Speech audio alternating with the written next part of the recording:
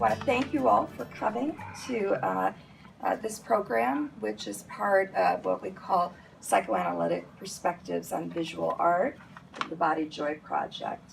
This is Joanne Della Penta, and Joanne is an art therapist, a psychoanalytic psychotherapist, and a painter with a practice right here in Madison Park. And Joanne is a discussant, and she's going to go ahead and introduce our speakers. Okay. Thank you. Welcome, everybody. Really glad to be doing this. This project, to me, the Body Joy Project, and meeting with Chloe and Charlotte was just so exciting for me at this point in my life, and also just with everything that's been going on in the country right now. And I thought about art history when I was thinking about what to talk about. And I thought about The Dinner Party by Judy Chicago, which was created from 1974 to 1979 to end the ongoing cycle of omission in which women were written out of the historical record. Each unique place setting depicts brightly colored, elaborately styled, vulva-esque forms. Some of the famous featured women were Virginia Woolf, Georgia O'Keeffe, and Miriam Shapiro. The Dinner Party toured 16 venues in 6 countries on 3 continents. It was returned to storage for quite some time because it was too cumbersome. It was too big. They couldn't find places to show it or to keep it, shown. And that reminds me of the feminist movement in the 70s. Like, what happened? It couldn't be shown. It didn't seem for that long either. And I think a lot of aspects of our experience are cumbersome and they're hard to place. And then I thought about the feminine body in our history. And you see Madonnas, you see Rubenesque goddesses, glimmering sergeants, and the woman is always the object of the gaze. She rarely looks at the viewer. In the eye, sorry. Rarely looks at the viewer in the eye. And in the Body Joy, we see empowered women celebrating themselves. Now the subject, now the artist, now the canvas. And then, as far as feminism, I wonder where we are. I think of women and the demands on life, sexual assault, trauma, and I find it alarming that in our current political situation, that battles seemingly won a long time ago are being refought and challenged. Women face microaggressions on a daily basis. Sometimes we do not register them emotionally, but our body does, like psychic post-its. And art, particularly painting, are expressive lifelines for expressing, naming, and reclaiming, and dance as well, and other forms of art, because Basil van der Kolk talks about alexithymia, where there are no words for feelings, and in trauma, you don't have words, and you can get it out in the art, and you can express it in that way, in a way that you can't with words. And I think that's just so valuable for working with patients and for working through our own stuff, and just, for your life force. And then I also looked at Sean McNiff, who's a very famous art therapist, and he talks about the making of a painting, a dance, or a poem is a microcosm of the larger movements of creative energy and nature that we bring to bear on the totality of our experience in the world. Different forms of expression feed off one another and generate an ecological dynamic through which the forces of healing and transformation in nature merge with those of the individual. Through the discipline of creative expression, we foster healing within ourselves while also giving back to nature in a spirit of reciprocity. And then, as James Joyce says, it is strange from what muddy pools the angels call forth a spirit of beauty. So with that, is a joy to introduce these 2 women. Charlotte Dean is an artist and a writer currently living in the Seattle area. She began her art career in 2006 painting murals in Mexico City. In 2012, she received her BFA summa cum laude from Cornish College of the Arts. In 2013, Charlotte ran an art-based support group for women survivors of domestic violence. The workshop culminated in a 3-wall mural incorporating the life experiences of these women. Working with this group had a huge impact on Charlotte and the focus of her art. In 2014, started the Body Joy Project along with Chloe Allred and Gabriella Canisares. Her current work explores body shame, body joy, and everything in between. The whole beautiful mess of being a person.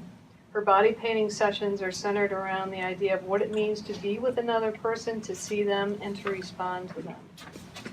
Chloe Allred is a writer, painter, and co-founder of the Body Joy Project. She creates work that critiques and challenges the way our culture thinks about the body. She graduated summa cum laude from Cornish College of the Arts. Oh yeah. Oh yeah. And as a Macmillan Foundation scholar. Oh yeah. Oh yeah. Chloe is a contributing artist and writer to the book We Believe You, Survivors of Campus Sexual Assault Speak Out, published by Henry and Holt. Chloe is currently pursuing a Master's of Fine Arts at Laguna College of Art and Design, and is based in Southern California. So, take it away. Thank you. Yeah, thank you. Okay, so the way we're going to kind of structure this talk is, well, about talking about a lot of the conversations that we've had together and how the conversations that Charlotte and I have had, and also with Gabriella as well, have really fueled and sparked a lot of the artwork that we do individually. So we have collaborations, but we also kind of go off into our own studios. But the ideas that we sort of hash out and talk about together have been just so influential. So I'm just going to start by going over some of my work and sort of my starting place going into the Body Joy Project and my perspective. So this is a self-portrait, and I have a long history with the self-portrait. This I created for my Bachelor's of Fine Arts show, but the first self-portrait I remember doing was when I was about 12. And I was struggling with anorexia, and I was struggling with just body dysmorphia and not being able to truly see myself or see myself with any kindness. And there was something that happened when I was working from the mirror and drawing and really taking the time to look at my image. And I wasn't just shooting a passing judgment at myself like I was used to, thinking that I was fat or that I was ugly or that I wasn't worth enough. But instead, I was getting lost in just the forms of my face and in line and in value. And it became a kind of, I would say kind of a meditation. And for me, that became a way, drawing became a way to really see myself and to see past my anorexia, to see past a lot of the toxic body image issues I had, and to really see myself. And so this also had kind of formed the basis of my BFA show, where I was exploring my past with both eating disorders, also with sexual assaults, and just childhood trauma. And so for me, it just made the most sense to continue exploring my sense of body image and using the self-portrait as a way to kind of feel like I could reclaim my body as my own. And as I was finishing up my school year, I had also moved in with Charlotte and Ro, and there were some amazing things that were happening after this show, where people, like mostly women but also men, had come up to me and told me that not just that my work had touched them, but that also that they shared some of these same experiences. which was pretty profound for me because anorexia and sexual assault, those feel so isolating, and it can feel like you're the only person who's experienced this, but they happen with an incredible and awful frequency. And often it's like even friends that you don't know that they've been through the same thing as you. But having, like, displaying this painting and putting my story out there gave those people a kind of in to start talking to me about it. So I was, connecting with other people and getting this sense of like, oh, there's something much bigger here that's sort of beyond just my story. And when I was talking to Ro, and I was kind of thinking about like next things that I wanted to do, he was like, start painting other women, start painting other women who have been through similar things as you, like put an ad on Craigslist. And so I took him up on that. And so I posted this Craigslist ad just describing that I wanted to work with other women who were survivors of sexual assault, eating disorders, or just like a general sense of body shame, which I feel like I started with women, but I feel like a lot of people in general can relate to one of those things. And this pretty incredible thing happened, which I met several amazing women through Craigslist. Thank you, Craigslist.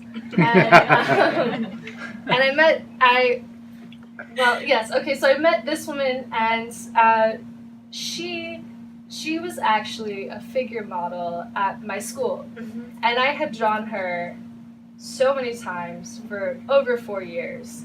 And I don't even know if I really knew her name. I don't think I did, God, she said Goddess Kringle. Yes, yeah. She was our figure model for years. Yeah, for years. Yeah. And but sometimes with figure drawing, there can be kind of this weird relationship where, it's very cool because you can have lots of different kinds of people who become figure models, and you get to see all different kinds of bodies. Mm-hmm. And for me, that was radical going into art school because I was used to just seeing, the bodies that are marketed to us, right? So seeing these, like, all different kinds of people modeling, all different ages, all different body types, that was great. But with figure drawing, sometimes there's this weird, like, remove where you talk about the model as though they're, like, not present in the room. Or like a prop. Like a prop, or like a still life. Yeah. So in one respect, I knew this woman pretty intimately. I had drawn her so many times, but I had never really talked to her or didn't know her. And so she responded to this ad, and I was sort of figuring out my process at the time. So I started off by just like having coffee with her, just talking to her about how she related to this sort of prompt that I had set of, eating disorders, body shame, etc. And so it was a really beautiful experience because she told me her story, and she told me how she related to those things, and I got to know her in a much more kind of intimate way.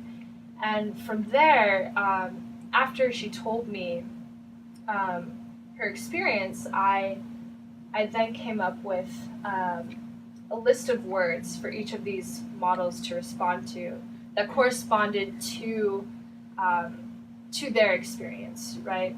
So with this painting, for example, it's a response to the word anorexia. And so what would happen is that first I would have these conversations, and there could be kind of a almost like an intellectual understanding of what this person has gone through, or it's like I know the plot, right? But then with these modeling sessions, the model would be nude. I would have this list of words And I would give them a word and they would respond to it with their body. And the whole time I was just checking in, making sure they're comfortable, basically saying, like, at any point you can end this. You know, if you're not comfortable, I want to make sure you're comfortable. If you don't like one of the words, we could skip it. But the idea was just to respond with their body. And what I found is that in the conversations, there could be this distancing that would happen where sometimes, and I would see this in myself too when I was writing about my experience or when I was talking about it, I would want to kind of distance myself from what I had been through, where I was talking about my anorexia or my rape almost like in a way where I hadn't experienced it, you know, like in the third person. And I was seeing that with my models as well. And in these modeling sessions, though, when they're just responding with their bodies, it was like just a punch in the gut. And Joanne kind of touched on it, where sometimes words don't really capture trauma. It's very difficult. And often, or at least in my experience, what I found is that the body, it finds a way of communicating things that are very hard to say and that can be sort of unspeakable. And with this painting in particular, it was a response to bulimia. And I knew from my model that she was also a survivor of sexual assault. And when we had talked about it, those things seemed vaguely connected. But when I saw this pose and I saw the way that she put her hand in her hair, which to me read almost like something that had been done to her by somebody else, and the way the other hand was at her stomach, for me it just clicked. Like, you know, one experience had made her feel incredibly out of control and out of control of her body. And that was then followed by this other experience where she was trying to gain control of her body with bulimia. And even though bulimia is awful, that's kind of what it becomes about, is trying to control your body, your reality in some way. And then this is a response to violation. And I mean, I wasn't always incredibly moved by what the models had to say to me, but there was definitely just something about seeing this that I don't think words could have ever touched on for me, in terms of feeling what violation feels like. And so another incredible thing with these modeling sessions is that I wasn't just like the artist dictating to my models what to do. I didn't want to do that. I didn't want it to be like these figure drawing sessions where, you know, I told like the model, like, stick that leg out more, I'm gonna adjust the light. Instead, I wanted it to be something where they're authentically responding, but also that they were completely welcome to contribute. So I told the models, you know, if you have any words that you want to contribute, like, just feel free. And so this session really stuck out to me because this was a response to grief, and I hadn't put that word in there. She had stopped me and said, can we do a response to grief? And she had later also told me about where that was coming from for her. Because when she was thinking about body shame, she was thinking about her miscarriage. She was thinking about postpartum depression. And I'm not a mother, I don't have any experience with that, so I hadn't even thought of body shame in those terms. But when she brought it up, it was like, oh, like that makes so much sense, you know. And so the women that I was working with, they were incredible, and they were definitely adding a lot to the project too, and adding perspectives that I just, you know, couldn't have thought of on my own. Yeah. And so all of this was incredibly exciting, and then at the same time, I'm living with Charlotte, and you know, we had made a lot of art together in school, and I was always thinking, like, I want to get Charlotte in on this. Like, so I was always trying, like, I don't know, talking to her about it, and there was just, you know, one day in particular was where Charlotte had said, well, what about body joy? Because she was also coming at it from a different perspective than me, and that was kind of the beginning of something. Something a little bit different. I really wanted to work with Chloe. We had always worked together and always talked, but there were elements of this project that pissed me off. And I think that that's okay. Like, I was angry about this and that it was so freaking common. And I didn't want to feel like that. And I didn't want to focus on feeling like that. And I don't think that should be the starting point. And so, as we said, we've had a lot of these conversations, and one of the things we kept coming to was, you know, what if that starting place was, I love my body. I'm just going to love it. It's not perfect. Okay, but why not? And that's hard. That's not automatic, and I don't think that's like reaching some point of nirvana where you love your body and that's it. I think it's a daily choice. I think it's little things. But for me, one of the things that I found was, and I was actually teaching kids art at this time, and I would wash out the bowls of tempera paint, and it felt so good. And I would wash my hands with it kind of up to my elbows, and I was just like, oh my God. And I swear the thought in my mind was, I wish I could cover myself with paint. I wish, if only there was some way. This could happen to me in some world. If only there was a way that this could happen to me. And I maybe like the third or fourth time I'm there and I'm washing my hands with this paint, I'm like, what am I like thinking? Why not? It's tempera paint. You can eat it. It's nothing. So I call Chloe and Gabrielle, the other founding member of our project, and I say, could you come over tomorrow? I have an idea. Bring your camera. So they come over, and I'm like, I have a couple pieces of butcher paper taped to my living room floor, and I'm like, all right, I'm going to paint myself. You just be here and tell me, you know, what it looks like. So we have this really funny bootleg recording of our friend Gabby just twisting the camera both ways, but she's saying, oh my God, oh my God, oh my God. So this is actually from the first time I ever painted myself. And it turns out it actually did kind of look cool. Or at least the potential for it looking like something. And both of them, their immediate reaction was, paint me. So this is Chloe and Gabriella, and this is the first time I ever painted someone that wasn't myself. And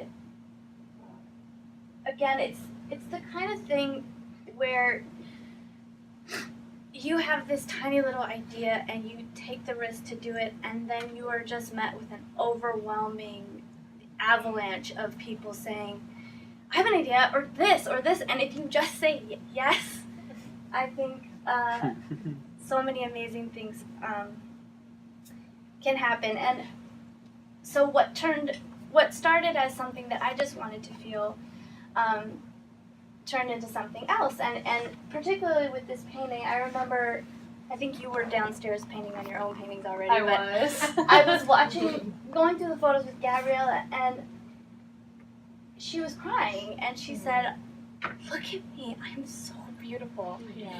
And I was just like, duh. But yeah, we both had that experience. You know, and I was like, oh, I get to show my friends, this is how I see you. So all these body paintings that I do are completely improvised. I don't go meet with a person and say, oh, I'm going to paint a leopard on the front, and they have no clue what I'm going to paint. It's really a response to who they are at the time they get into the room with me and what happens, and they have become, at least in the beginning, this was really, really about like getting to show them how I see them, and that looks very different depending on who I'm in the room with. The energy, just how excited they are, how nervous they are, who they're with.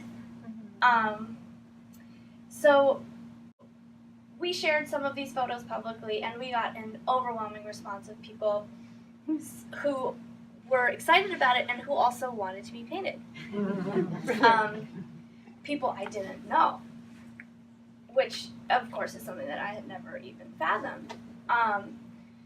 But so I want to show some photos that I've actually never shown before. They're from one of the first painting sessions that I ever did with people that I didn't know. So it was two women. They are best friends, and I think one of them in particular was a little bit more nervous than the other. And I think at one point she even mentioned like, "Well, I don't really like to be touched." So Chloe and I were sitting with them, and we said, "Well, you can stop at any point." And I just kind of blurted out like, "Well, what if I just ask you before I touch you, like every time?" And they were, okay. So as you can see, it went pretty well.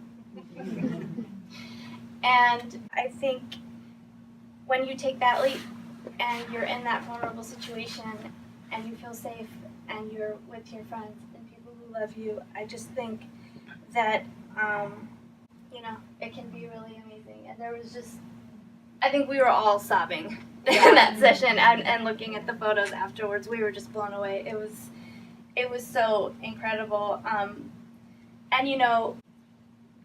I was so nervous because this is somebody I didn't know, and the weight of the responsibility of another person being okay with me and trusting me fell on me. And I hadn't felt that before because it was my friend. So I'd be like, "Hey man, lift your leg. I want to throw some paint under there," And it would sound like that. But it was like to say, "Is it okay if I touch your shoulder?" Because I do these paintings with my hands. And, it's a naked person. I've got my hands and there's the paint. It's intimate. It's very intimate. But what happened, it's that it became an incredible exercise in consent. And it became so easy and so natural to say, "Is this okay?" Yes. And to get the kind of consent that's not that like shitty, like, "Yeah, it's okay, I mean, whatever." But Yeah. do it again. What about like this? Yeah. An active, participating, real like person. A human connection. And so these paintings truly became about both consent and accountability. As I said, I'm painting with my hands, so I cannot touch the person I'm painting without leaving a mark. So for someone with experiences of trauma or sexual assault or having been touched in ways they didn't want, here is a physical evidence of an experience where they were safe, where each stroke of paint on her body is one that she said yes to. So Charlotte, we've been doing this for a little while now, and we in February we went to Canada and we gave a talk at this amazing summit called the Love Your Body Summit. And there was something just in the conversations we were having leading up to the summit, and there's something that Charlotte said in particular about being able to see where the touch has been and having this accountability and being able to see the consent. That when she said that, it really resonated with me, because when it comes to violation and when it comes to experiences of rape, you often can't see what has happened, and that turns into people choosing not to believe you, or denying you, or trying to kind of erase your experience. And having Charlotte say that, I mean, it really got me thinking, because at the time too, like I was doing all of this kind of my own activism, just around sexual assault, and I was really just like thinking about it, and it just made me think like, okay, like, well, if like, what if you could see the violation, and would that be enough? And so these are my most recent paintings, like the last month. Yeah, it's just been like pouring out, but because I've been doing so much writing about my own experience of sexual assault, and I've had these like just crazy experiences recently, where I've been able to connect with all of these different activists through this book called We Believe You, Survivors of Sexual Assault Speak Out.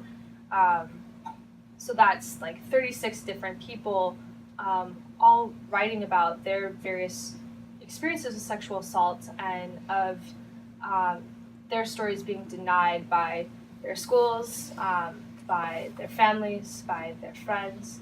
And for me, I was thinking about my own experience of being told, well, that will teach you to go to parties, of being, of having a friend side with my rapist, and not just an acquaintance, but someone who I thought was my best friend, and them dropping me, So that was just as traumatic as the rape itself, and it left me incredibly confused because I felt like this horrible thing has happened to me, and I'm being treated like I've done something horrible, and it felt like I had to shoulder guilt for something that I hadn't done.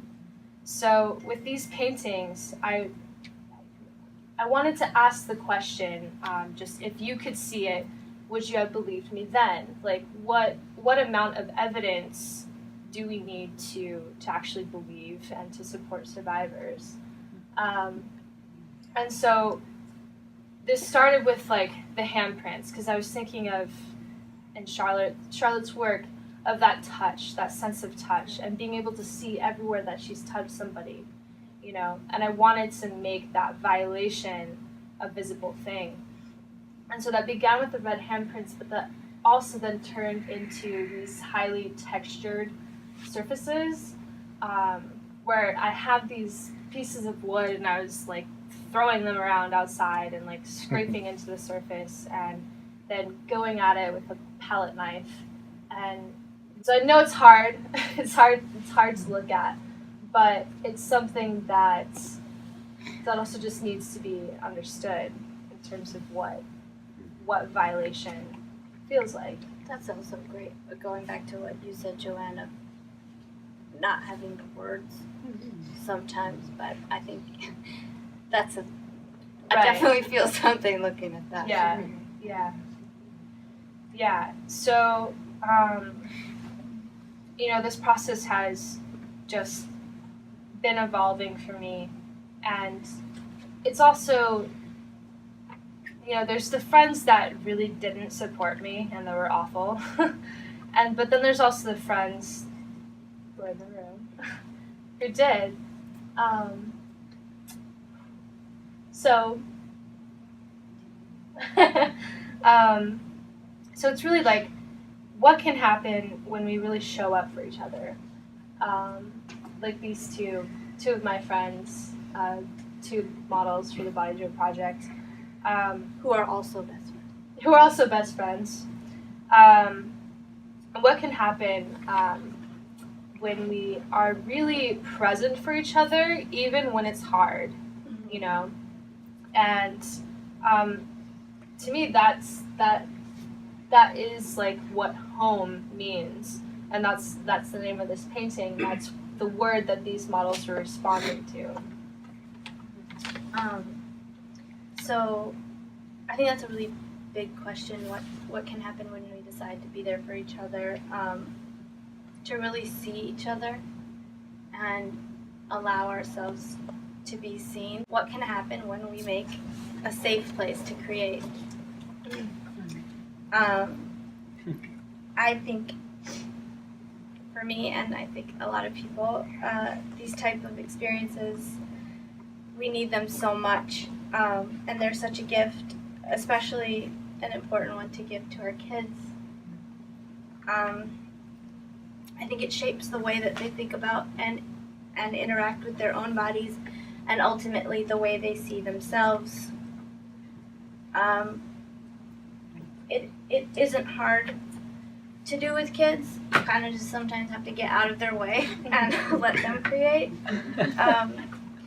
With adults, though, it's amazing the transformations that we've seen. Sometimes in one painting session, someone will come so scared, so stiff, so nervous, asking me, how do you want me? Should I look at the camera? How should I be? How should I be? To really freeing up and letting go. And then I think the magic is when they start to become the artists themselves.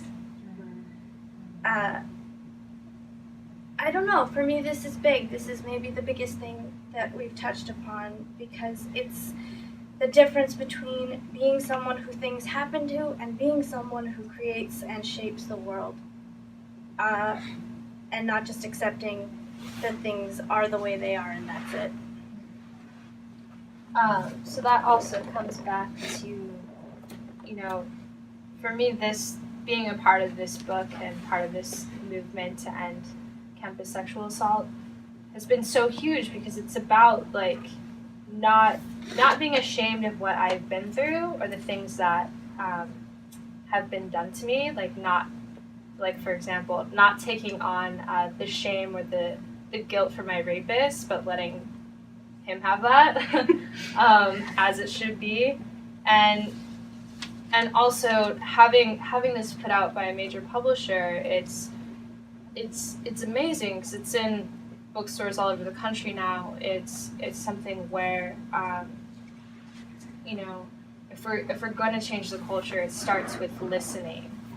It's not about telling survivors or people in general, but especially survivors of sexual assault, how to feel about their experiences or how to feel about their bodies. But it starts with just listening to their story and then saying, like, I believe you. It's very simple.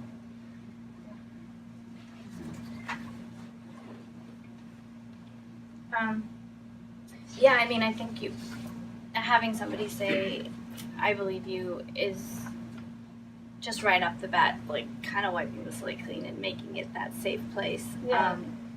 And that's kind of what we're interested in with this project, is like, why not start there?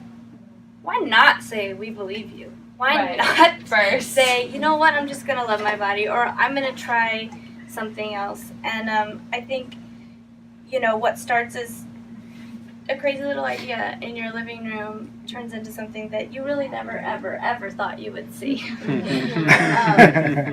is from our show last year. This is a friend of mine from high school who I reconnected with through Facebook, who wanted to be painted. And I say, well, we're having this show. I'm going to paint someone live in Seattle. Will you fly up from California? I want it to be you. And she said yes. You know, she wanted to do it. And I think that's definitely not something that I ever imagined. I don't think any of us did, including her. So, yeah, I think we don't even know. You know, I think that the possibilities of that are just endless.